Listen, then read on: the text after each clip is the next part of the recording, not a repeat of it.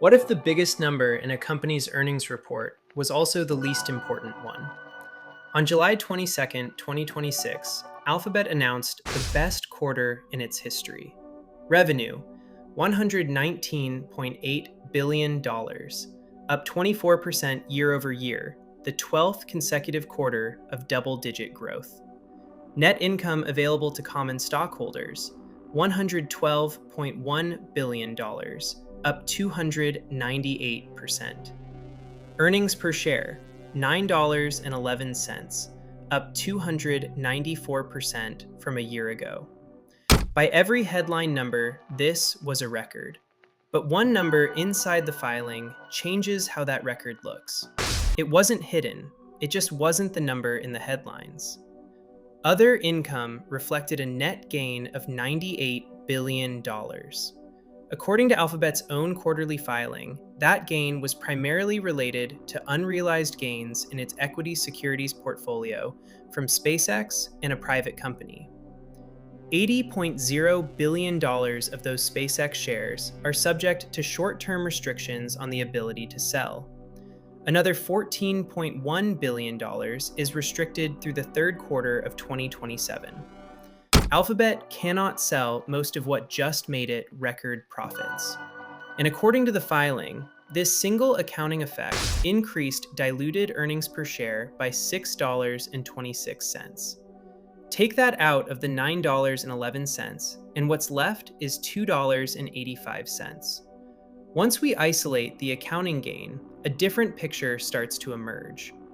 Earnings per share still grew from $2.76 in the first quarter of 2026 to $2.85 in the second. Operating income rose 30% to $40.8 billion. The business underneath the accounting noise got stronger, not weaker. Google Search kept growing, up 17% to $63.3 billion.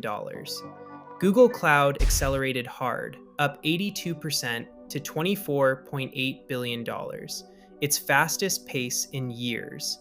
And Cloud's backlog exploded, reaching $514 billion, up more than $50 billion in just 3 months.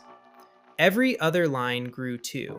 Subscriptions up 15%, YouTube ads up 13%, and Cloud's own operating margin jumped from 20.7% to 35.6%. This wasn't one lucky segment carrying the rest, it was broad. Then, on the same call, Alphabet raised its own spending plan. Full year 2026 capital expenditure guidance moved from $180 to $190 billion to $195 to $205 billion. The company said the increase was primarily due to an acceleration in the delivery of capacity to meet growing demand. About 60% of that spending goes to servers, and 40% to data centers and networking equipment. Free cash flow, which was positive $10.1 billion just 1 quarter earlier, turned negative $5.9 billion, driven by that spending. On the call, analyst after analyst skipped past the $98 billion gain entirely. Morgan Stanley asked how Alphabet was thinking about the right amount to spend in 2027 to close this capacity constraint. Bernstein asked whether the constraints were broad-based. Wells Fargo asked about the return profile of 2027. Alphabet's own CFO answered plainly, "We're still in a supply-constrained environment. We've said this now for multiple quarters in a row." Alphabet says the vast majority of revenue from its current TPU system agreements will be recognized in 2027, not now. So this leaves 2 ways the next year could go. In one, the capacity gets built on schedule, the backlog converts into revenue as guided, and the spending that pressured free cash flow in 2026 becomes the growth that shows up in 2027. In the other, capacity keeps arriving slower than demand. Competition for chips and power keeps costs elevated, and the gap between spending and revenue recognition stretches longer than this call suggested. Alphabet hasn't told us which one happens. Nobody can, yet. One clock measures what Alphabet earned this quarter.